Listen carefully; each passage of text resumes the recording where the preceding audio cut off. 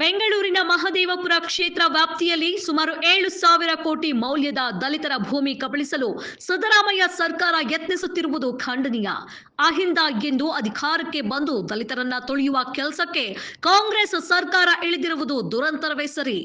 ದಲಿತರ ಹಕ್ಕುಗಳ ಮೇಲೆ ನಿರಂತರವಾಗಿ ದಾಳಿ ನಡೆಸುತ್ತಿರುವ ಕಾಂಗ್ರೆಸ್ ಸರ್ಕಾರ ದಲಿತರ ಶ್ರೇಯೋಭಿವೃದ್ಧಿಯನ್ನ ಮರೆತೇ ಬಿಟ್ಟಿದೆ.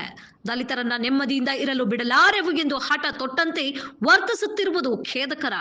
ಕಳೆದ ಒಂದು ವಾರದಿಂದ ದಿನ್ನೂರಿನಲ್ಲಿ ಅರಣ್ಯ ಇಲಾಖೆಯ ಅಧಿಕಾರಿಗಳು ಅರಣ್ಯ ಭೂಮಿ ಒತ್ತುವರಿ ಕಾರ್ಯಾಚರಣೆ ಕೈಗೊಂಡಿರುವ ವಿರುದ್ಧ ದಿನ್ನೂರು ಗ್ರಾಮಸ್ಥರು ಹಾಗೂ ವಿವಿಧ ರೈತ ದಲಿತ ಸಂಘಟನೆಗಳ ಕಾರ್ಯಕರ್ತರು ಪ್ರತಿಭಟನೆ ನಡೆಸ್ತಾ ಇದ್ದಾರೆ.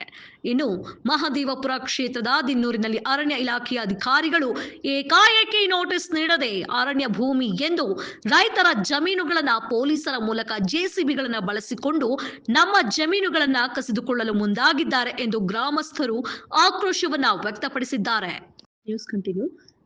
ದಿನ್ನೂರು ಗ್ರಾಮದಲ್ಲಿ ಕೃಷಿ ಜೊತೆಗೆ ನೂರಾರು ಕುಟುಂಬಗಳು ಮನೆಗಳನ್ನ ಕಟ್ಟಿಕೊಂಡು ಬದುಕನ್ನ ನಡೆಸ್ತಾ ಇದ್ದಾವೆ. ಅರಣ್ಯ ಇಲಾಖೆಯ ಅಧಿಕಾರಿಗಳು ಏಕಾಏಕಿ ಜಮೀನು ಹಾಗೂ ಇಲ್ಲಿನ ಮನೆಗಳನ್ನ ತೆರವು ಮಾಡಲು ಮುಂದಾಗಿರುವುದರಿಂದ ನಾವು ಬೀದಿಗೆ ಬಂದು ಬೀಳಲಿದ್ದೇವೆ. ಏಕಾಏಕಿ ತೆರವು ಮಾಡುತ್ತಿರುವುದು ಕುರಿತು ಸರ್ಕಾರವು ಗಮನ ಹರಿಸುತ್ತಿಲ್ಲ. ಕೂಡಲೇ ಸರ್ಕಾರ ಮಧ್ಯೆ ಪ್ರವೇಶಿಸಿ ಜಮೀನು ತೆರವು ಕಾರ್ಯಾಚರಣೆ ಕೈಬಿಡಬೇಕು ಎಂದು ಸಾಮಾಜಿಕ ಹೋರಾಟಗಾರ ಎಂಆರ್ ರಫೀಕ್ ದೂರಿದರು.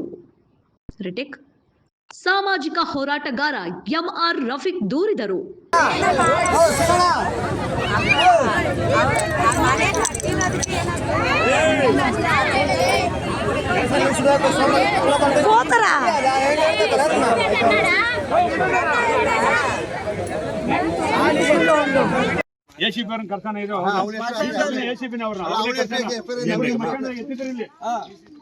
ಡಿಸಿಪಿನ ಅವ್ರನ್ನು ಕರ್ತಾನೆ ಕಂಪ್ಲೇಂಟ್ ಕೊಡ್ರಿ.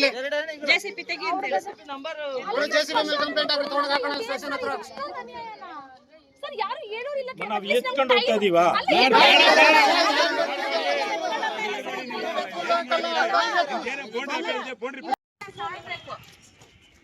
ಸತ್ತಾದ್ರೇನೆ ಸಮಾಧಾನ ಆಗೋದು.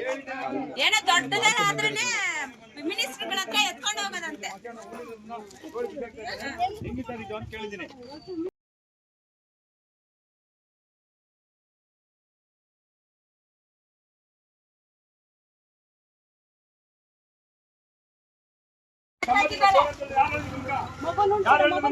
ಮಶಾನದ ಮೇಲೆ ಕೈ ಇಡೋದು ಮಶಾನದ ಹತ್ರ ಬರ್ಬೇಕು ಅಂತ ಆಯ್ತಾ?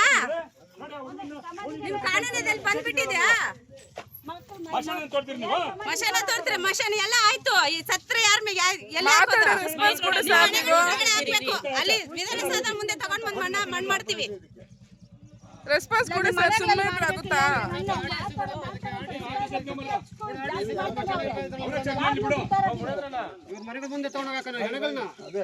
ಅವ್ರ ಮನೆ ಮುಂದೆ ಹಾಕ್ಬೇಕು.